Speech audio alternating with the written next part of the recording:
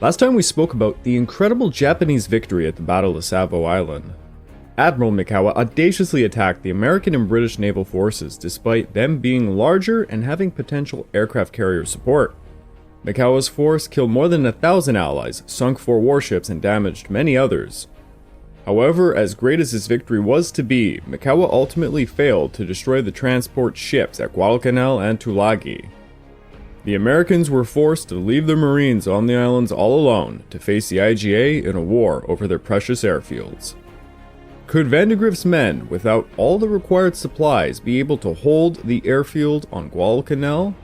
Only time will tell. In order to give the Marines even more of a fighting chance, today a new raid will be performed to divert the gaze of the Empire of Japan. This diversion, however, would not stop one of the bloodiest battles from occurring on August the 21st. This episode is the Battle of Alligator Creek.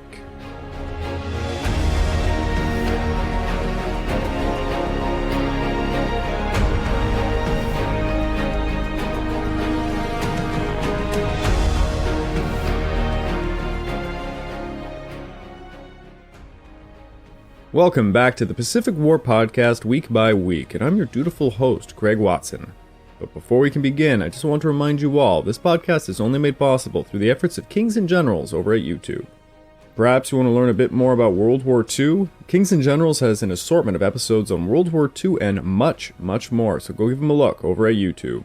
So please, subscribe to Kings and Generals over at YouTube and continue to help us produce this content by checking out www.patreon.com/kingsandgenerals. And hey, don't forget our sister podcast over at The Age of Conquest, The Fall and Rise of China, narrated and written by me. And if after all that you are still hungry for some more history, why don't you check out my personal channel, the Pacific War Channel over at YouTube, where I have episodes going as far back as the Opium Wars of the 1800s, all the way up to the end of the Pacific War in 1945. Give it a look, it'll mean a lot to me. We now come back to our story, after the Battle of Savo Island, where Turner has made a fateful decision. Turner stayed a day longer, but ultimately had to pull the Navy out, leaving Vandegrift and the Marines all on their lonesome. Vandegrift gathered his subordinates near a place called Alligator Creek during a particularly hard rain, and he described the scene to his biographer like this. Singly or in pairs, they straggled to my CP. The colonels, lieutenant colonels, and majors, on whom so much depended. They already were, sorry-looking lot with bloodshot eyes and embryonic beards and filthy dungarees. They were tired. They did not talk much as they slumped to the wet ground under the coconut palms and huddled over their knees against rain hissing on a pathetic fire. Some smoked, others sipped black coffee from aluminum canteen cups and swore when the hot metal touched their chapped lips. Most of them watched the beach and the parade of small boats landing survivors whose semi-naked bodies, black from burns and oil of the sunken ships, claimed the ministrations of our doctors and corpsmen. Even as they watched, the cruiser Chicago, her bow shot away, limped past transports busily hoisting landing craft to their decks. The picture of the situation could be cut in two. One part was mass confusion. None of the Marines knew exactly what occurred in the naval battle. The other part was the despair because only a fraction of the supplies and virtually none of the heavy equipment had been unloaded. Vandegrift told his key officers quietly that the carriers had pulled out and the transports were about to follow them. He told the officers to pass the news to the men, but to also inform them this was not going to be a Bataan or Wake Island kind of situation. Next, Lieutenant Colonel Gerald Thomas, the operations officer, laid out 3 immediate tasks confronting them. Number 1, they had to form a defensive perimeter around the airfield. Number 2, they had to move the supplies within the perimeter. And number 3, they had to finish the airfield construction. Their mission had flipped upside down on them overnight. Vandegrift perceived the security of the airfield as the mission, pending a favorable turn in the naval and air situation. He thought the Japanese move would be a counterlanding and a march upon the unfinished airfield. The transports left 6,075 Marines in the Tulagi-Gavatu-Tanimbogo area, while there was about 10,819 Marines left to defend Guadalcanal. The limited rifle strength in Guadalcanal dictated an elementary defense plan. They had to stop any landing at the water's edge. Vandegrift placed a defense on the eastern bank of the beach at Alligator Creek, with a short extension inland of 600 yards west of that bank. The defensive line traversed the shore west to a point 1,000 yards southwest of Kukum, where it met some low hills in a coastal strip. The 5th Marines held the western half of the 9,600-yard-long beach defensive line. The eastern half of the line from Lunga to Alligator Creek was guarded by the 1st Marines. Vandegrift had placed 4 battalions on the line, holding a single battalion in reserve alongside a tank company. The southern half of this oval-like perimeter amounted to another 9,000 yards of dense jungle. Artillery and support units would be close by Laguna, around some ridges to provide rudimentary defense from snipers and such. The scarcity of picks, axes, and shovels, and a lack of mines made fortifying the beaches a lackluster job. Only 18 reels of barbed wire was laid out, but the Marines managed to acquire some more barbed wire from cattle fences on the Lunga Plain to provide a thin barrier. The defense consisted of continuous weapon emplacements and foxholes backed by mortars and infantry. 2 battalions of the 75mm howitzers and 1 of the 105mm howitzers were dug in south of the airfield where they could shell any point in the perimeter. Colonel Robert Pepper's 3rd Defense Battalion dug in a battery of 99mm anti-aircraft guns north of the airstrip so deeply that when they were depressed, the guns were completely below ground level. Anti-aircraft machine guns were also placed around the airstrip. Their supply route to Beach Red, 3 miles from the airstrip, was exposed to land, sea, and air attack. It is extremely fortunate the Japanese did not seize the opportunity to hit the supply line. The Marines managed to acquire a lot of captured Japanese supplies, equipment, and food. The food particularly interested the Marines. There was tins of fruit, seaweed, slices of beef in soy sauce, crab meat, milk, a ton of rice, and candy. They also found sake and beer, which the quartermaster tried to get his hands on, but before he could, a lot of it went unofficially to the men. Now, the Japanese left a lot of their construction equipment, and this was greedily seized as the Marines' survival literally based on the completion of the airfield. Admiral Turner promised aircraft by August the 11th, and the Marines went to work scrambling to build up the airfield. By August the 12th, the runway reached 2,660 feet, and by August the 18th, it would be 7,778 feet. It was around 150 feet wide, running east to west. On August the 12th, it was named Henderson Field after Lofton Henderson, a Marine squadron commander lost during the Battle of Midway. On that same day, Henderson Field received its first American aircraft, Admiral McCain's personal Catalina, flown by his aide, Lieutenant Simpson. Upon landing, Lieutenant Simpson said the field was fit for fighters. The first few nights were anxious, to say the least. A small party of Japanese, perhaps some starving laborers, provoked a good deal of indiscriminate firing near the airstrip. The Marines had made passwords to scream to another in case of friendly fire, and the night was filled with them. No Japanese aircraft appeared on August the 9th, and those that were seen on the following day, well, they did not bomb them. On the 11th, 6 Zeros strafed the Marines and 3 bombers tried to hit them, but they only snagged some jungle. On the 15th, the Marines captured some woven baskets released by Japanese aircraft containing food, ammunition, and a message reading, "Help is on the way, Banzai." The IGN sent small ships and submarines starting on the 12th, pouring searchlights on the beaches and occasionally tossing some shells. All the while, Vandegrift ordered patrols with the dual purpose of securing their perimeter and trying to locate the Japanese garrison so it could be destroyed. Many Korean laborers were found, some partially armed. The Marines called them termites, and some surrendered. Many more, however, most likely starved to death in the jungle, being abandoned by the Japanese. A probe by the 5th Marines ran into some firm resistance at the Matanikau River on August the 9th and the 10th. At the Matanikau, a Japanese sailor had been captured, and after interrogations, he said the group the 5th Marines had found might be induced to surrender. Lieutenant Colonel Frank Goetsch, the division intelligence officer, took this information alongside a report from some Marines that they had seen a white flag west of the Matanikau. This might mean that the Japanese were trying to surrender there. Vandegrift reluctantly permitted him to take 25 men to patrol. Goetsch led the patrol by boat from Kukum, after dark on August the 12th, to a fate unclear. It seems they came ashore quite close to Matanikau, and as Goetsch stepped into the brush off the beach, the Japanese fired upon them. Goetsch was rapidly killed during the fire. The patrol got pinned down on the beach and was quickly decimated, with the Japanese killing off the Marines one by one. Only Platoon Sergeant Frank Few managed to escape by swimming approximately 4 miles through shark-infested waters. On August the 15th, the Marine sentries began to see 2 marching files of scantily clad natives approaching their perimeter from the east, led by a tall, bearded white man in a bush hat, a ragged shirt, and some trousers. The man was Captain Martin Clemens, the official representative of His Majesty's government.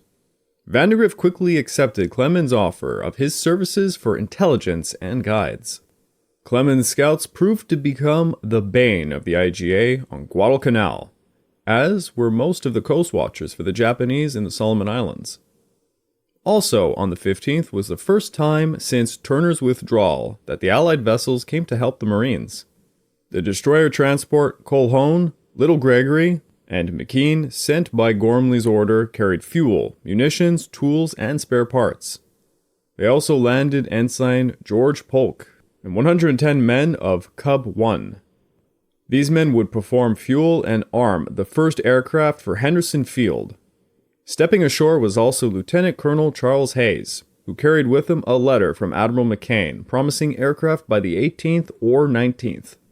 On the other side of the coin, on August the 16th, the destroyer Oit dropped the first Japanese reinforcements at Guadalcanal at Tassafaronga Point. 113 men of the 5th Yokosuka SNLF Marines under Lieutenant Takahashi. Captain Monson acknowledged their arrival and 2 days later signaled Rabaul to report he had 100 fighting men and approximately 328 workers in the area, that being 1,100 yards west of Lunga Point.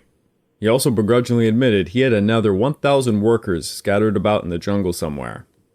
After Goetsch failed to return from his patrol, Vandegrift contemplated striking at the enemy concentration west of Matanikau. However, this would jeopardize the security of the airfield, so he tempered his aggression. It took a week for Vandegrift to feel comfortable permitting the 5th Marines to set out for a strike against the Matanikau. 3 companies would go each with a unique role.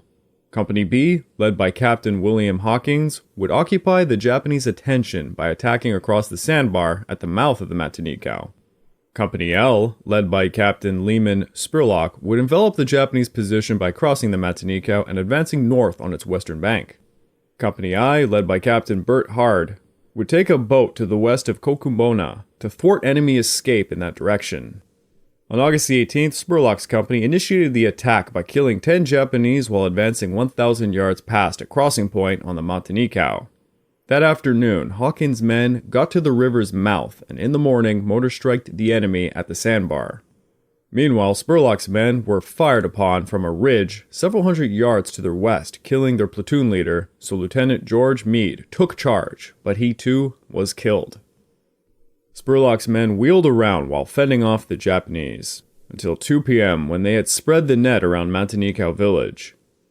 Spurlock then began hearing the Japanese yell, "Banzai," which confirmed scout reports of an impending enemy charge. Spurlock made his men form a line so they can meet the bayonet charge with their short-range guns. A firefight raged between the dug-in defenders until 4 p.m. when the Marines entered the village to find 65 dead Japanese. Company L had lost 4 men, with 11 wounded. Company I ended up not participating too much during the offensive as their boats were attacked from a machine gun along the coast, and a Japanese destroyer flung some salvos at them. Company I had to land and root out the Japanese in Kokumbona village, driving them into the hills at the cost of a single Marine. They then got back into their boats at 5 p.m. to return to Kukum, just as Lieutenant Takahashi showed up claiming he had driven them all off. This entire engagement became known as the First Battle of Matanikau, and though small in scale, it harbored many lessons.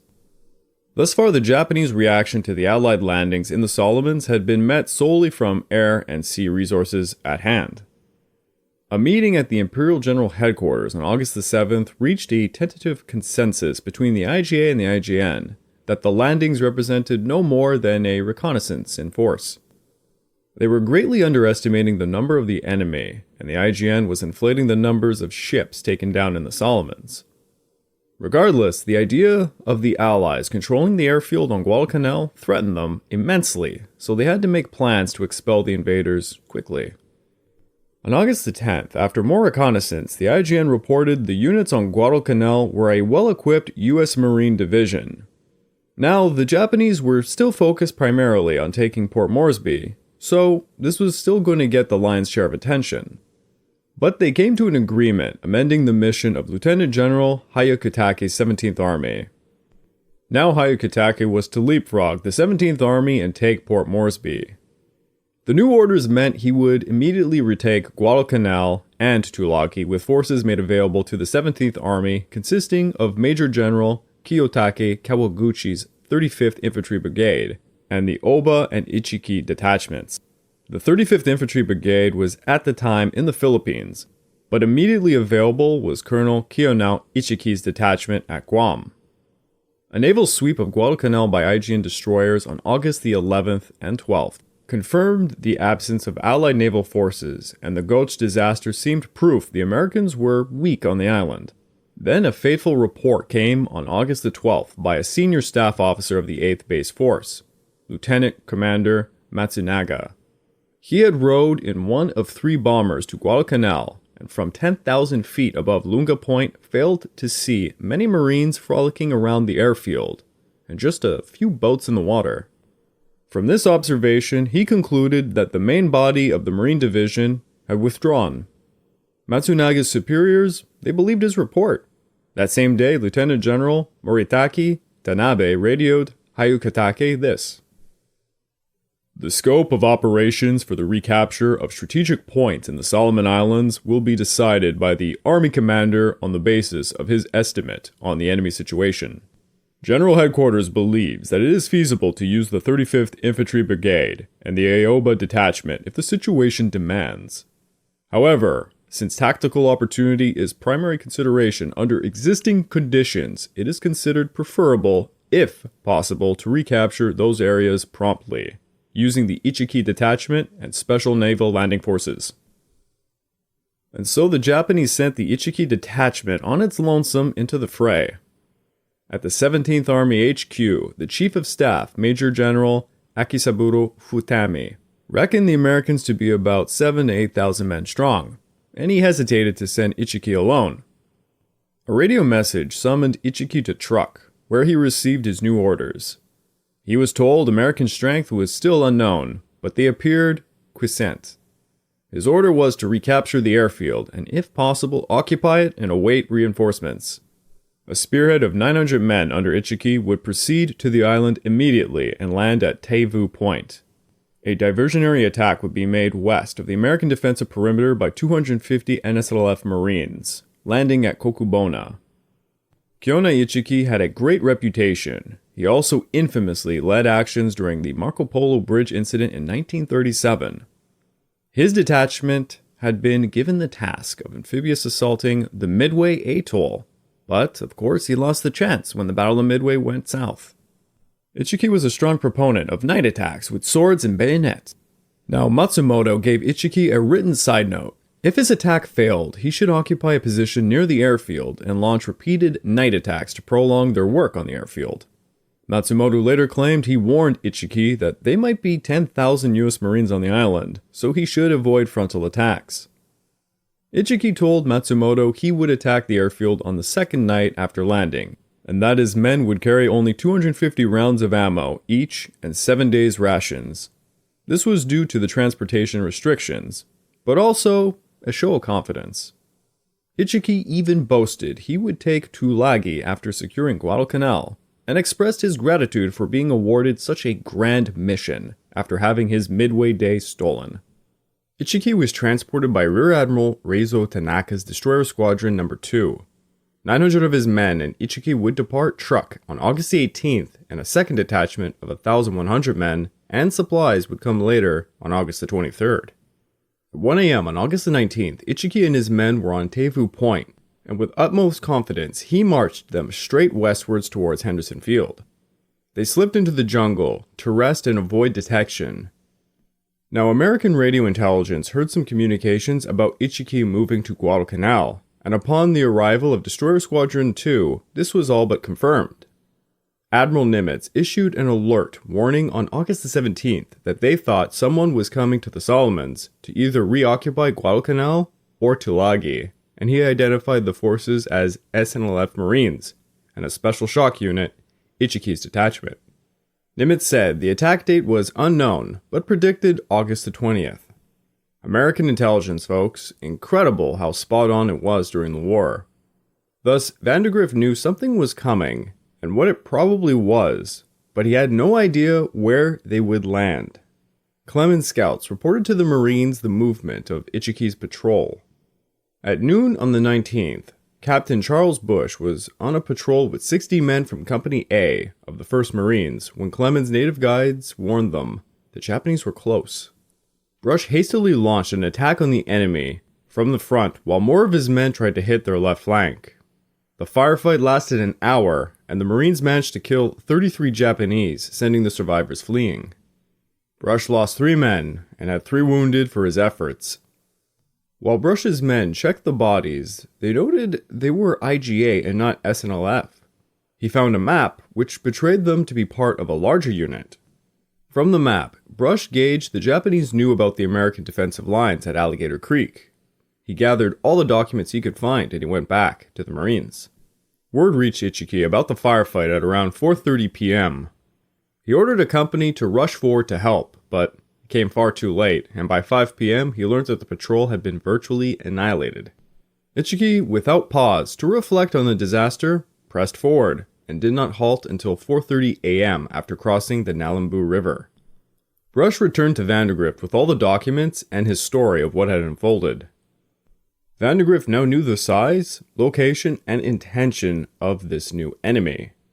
Many of Vandegrift's officers argued to send a reserve battalion to hit the incoming Japanese force, but Vandegrift thought the enemy might have a trick up their sleeve, perhaps landing at another location on their flanks. So he chose wisely to await the Japanese attack within the defensive perimeter. Martin Clemens' native friends called the watercourse Alligator Creek after its inhabitants, which were crocodiles.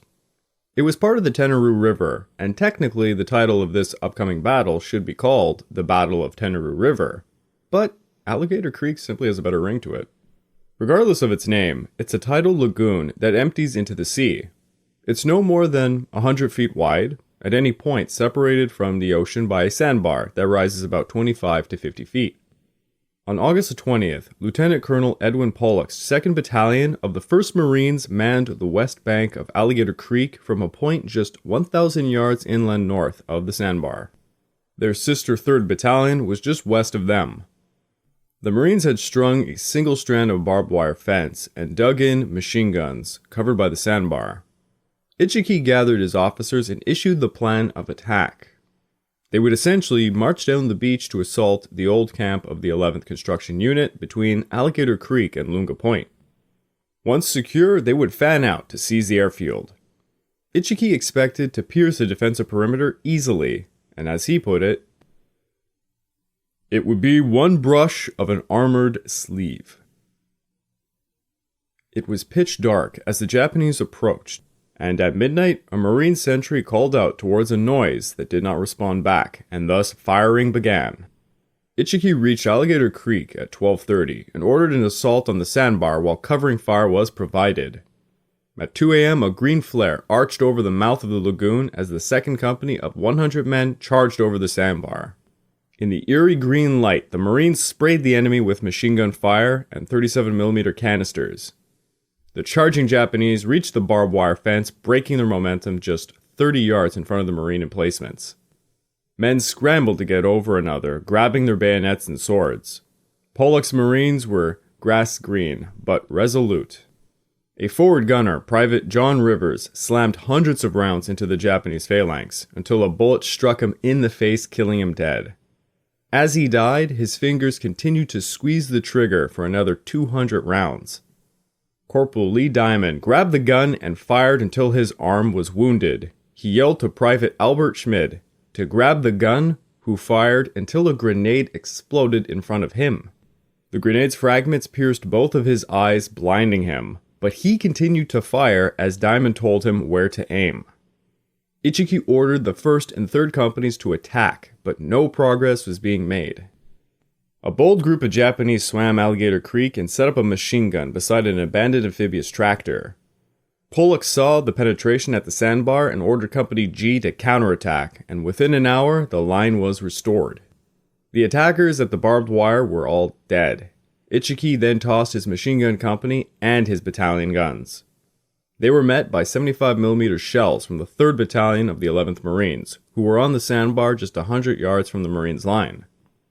Ichiki dispatched another company to try and infiltrate, but the Marines caught the group and raked them with machine gun fire and artillery. Then Ichiki's main body withdrew to a coconut grove just 200 yards away from the Sandbar. A firefight rattled the entire night. From a distance, Martin Clemens' chief scout, Fuza, decided to stop by a village to drop off a small American flag presented to him by the Marines. When he got to the village, he was caught by a group of Japanese led by Ishimoto, a man who had spent time on Tulagi and knew Fuza. They tied Fuza to a tree, trying to interrogate him, but he would not respond. They beat him, bayoneted him, and sliced his neck. After some hours, Fuza regained consciousness, and he chewed through the ropes, breaking him free, and he ran for the Marine perimeter to warn them. He told the Marines everything he could about what he had saw, as Clemens held his hand, assuming the man was giving his dying words. Yet, Fuza just kept talking, and talking, and talking. The man was not dying. Fuza miraculously survived, being pumped full of blood by some of the American Marines who had donated it. Within 2 weeks, he would make a full recovery, and once again help the patrol. Vandegrift would award Fuza the Silver Star Medal, and honored him further by appointing him Sergeant Major of the United States Marine Corps. On a funny note, those of you who might remember my interview with Dave Holland, he had a funny story to add to all of this. Fuza would later say he was given so much blood by the Marines that he was half American himself. The man was a local legend, and still is. As day broke, Ichiki refused to withdraw. They were still at a standstill. Vandegrift's officers began to stress they should envelop the attacker's position and finish them off. The decision was made to send the reserve battalion with a platoon of light tanks across Alligator Creek to encircle and destroy the Japanese near the sandpit. At 7 a.m., Company D on the east bank made a breakout southeast. At 9:50, their companions swung north while Company C reached the coast first, isolating the Japanese platoon. Many of the Japanese broke into a bayonet charge and were met by Company C's gunfire. Companies A and B compressed Ichiki's forces into the mouth of the lagoon. All morning long, Pollock's men motored and rifle fired down the Japanese. All the Marines closed in slowly as Ichiki's men attempted to break out to the east but were met by Company C's gunfire.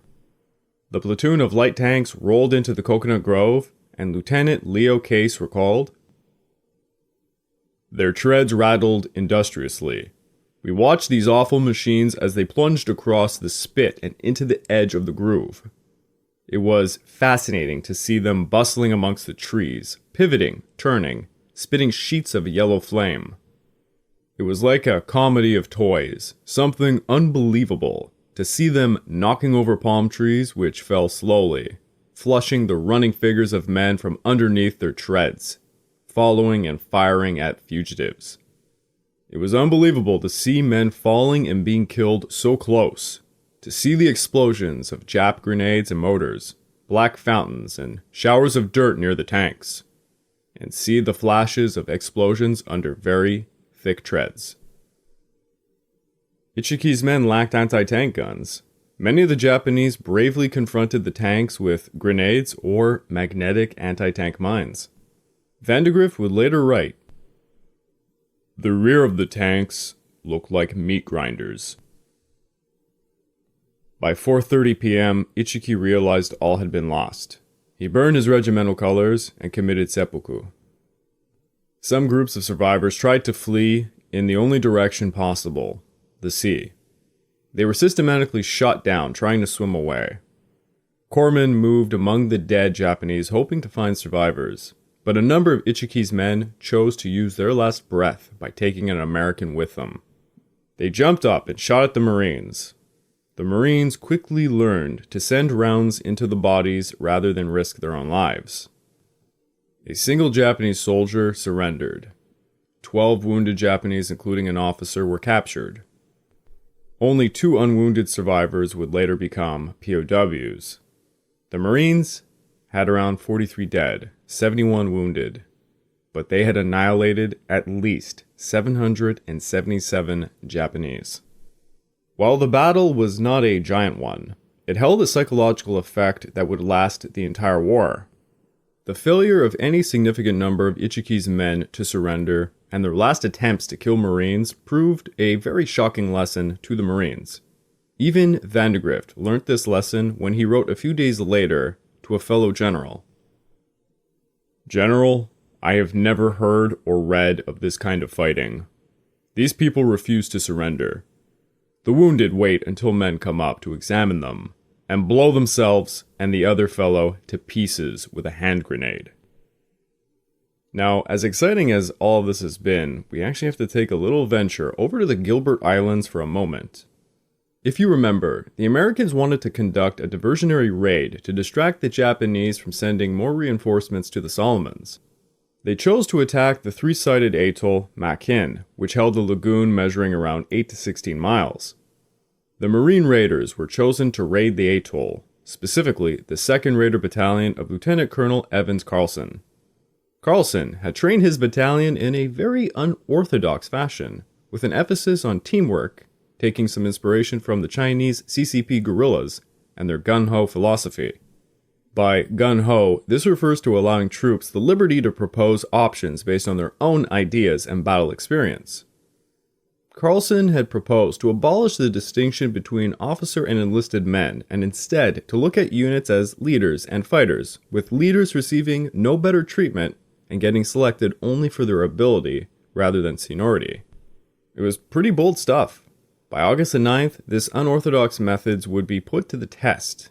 As Companies A and B, some 211 men would depart from Pearl Harbor on board the submarines USS Nautilus and Argonaut, heading for Makin Atoll. The plan was to perform a pincer maneuver. Company A would land on Beach Y and rapidly move northwest across the island to the main lagoon side road. It would then deploy security on its left flank and capture the western half of Butaritari village, including the Burns Phillips store.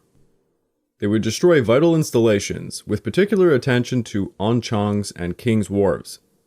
Company B would land on Beach Z and move northwest across the island to the lagoon side road, secure its right flank, and capture the eastern half of Butaritari village. They would then destroy installations with particular attention to the government wharf and the Japanese trading station. After completing their objectives, they would hightail it back to the submarines. Now, American intelligence was a bit shaky on the Gilberts. For one thing, they thought Makin was the main base, when in reality it was actually Tarawa. They expected to find some 250 enemy troops on Makin, probably SNLF Marines. In reality, they would just find 37 IGN personnel from the 61st Guard Force led by Warrant Officer Kanemitsu Hisesaburo.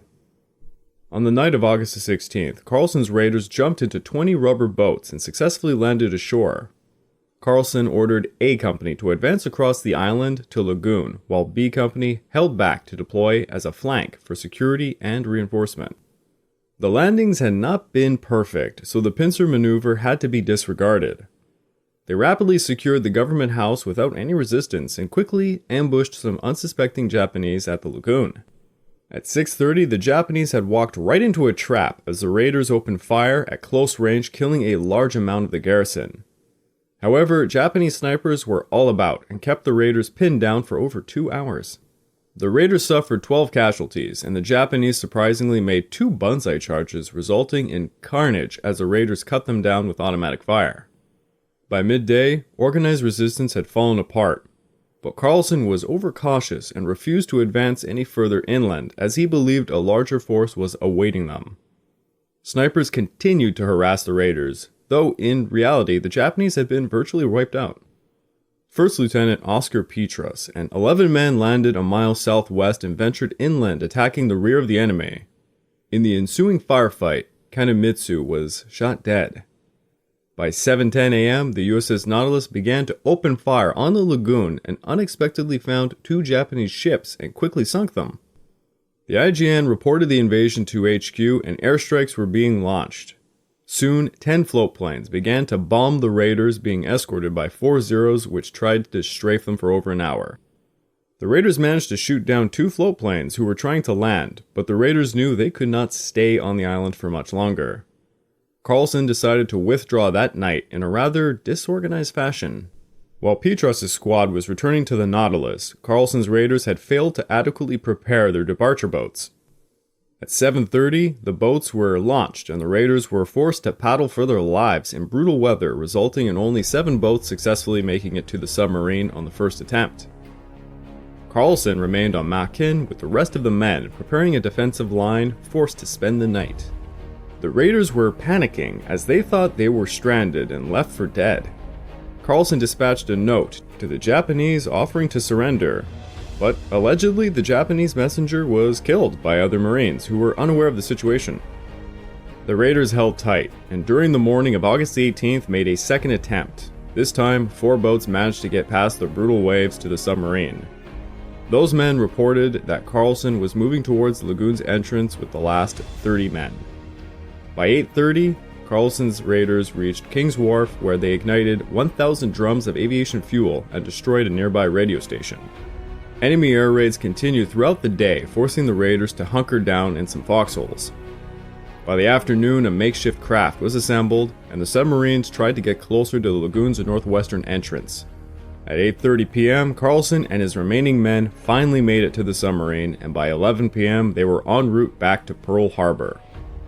Carlson suffered 21 dead and 17 injured, with a further 9 men stranded and later executed on Makin by the Japanese. They had killed 80 Japanese, but failed to cause significant damage to the facilities. The raid failed to divert reinforcements to the Gilberts, as the Japanese quickly figured out it was just a feint. The only real saving grace to the raid was how it showcased the vulnerabilities on the Gilberts. I would like to take this time to remind all of you that this podcast is only made possible through the efforts of Kings and Generals over at YouTube. Please, go subscribe to Kings and Generals over at YouTube and continue to help us produce this content by checking out www.patreon.com/kingsandgenerals. And hey, don't forget, we have a sister podcast over at The Age of Conquest, the Fall and Rise of China podcast, narrated and written by me. And if after all that you are still hungry for some more history, why don't you check out my personal channel, the Pacific War channel over at YouTube, where I have content going as far back as the Opium Wars of the 1800s, all the way up to the end of the Pacific War in 1945. Give it a look, it'll mean a lot to me. What an action-packed adventure we had today. The Marines on Guadalcanal sure got their first taste of what was going to be the ever-growing horror upon any island held by the Japanese. Ichiki's annihilation was just one of the first horrifying lessons the United States Marine Corps would learn as they battled for the island of death by starvation.